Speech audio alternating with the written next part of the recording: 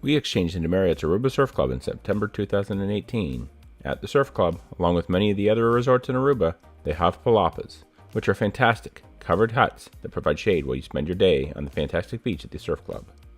We are going to check them out to help make sure you get the best use of them while visiting Aruba.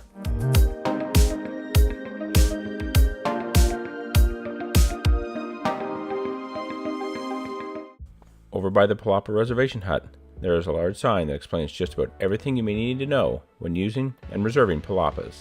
Palapas are offered out on a first-come, first-served basis. Part of the inventory is offered free of charge, while the remaining may be reserved for a fee.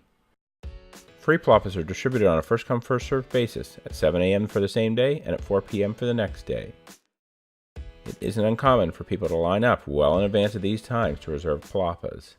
So if you're visiting in peak season, be sure to get there early. They even have benches near the hut to sit while you're waiting.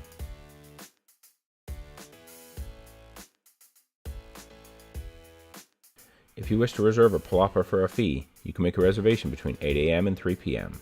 You can only reserve for up to 2 days in a row, after which you must skip a day. You can then reserve again for 2 more days. Palapas in the first 2 rows are $15, while all the remaining palapas are $10 per day.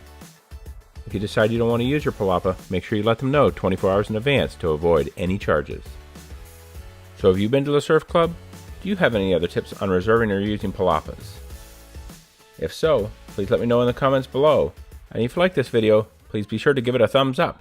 And if you want to see more videos like this, such as resort reviews, villa tours, or industry news, please be sure to click subscribe and hit that notification bell so you're notified whenever I push new videos.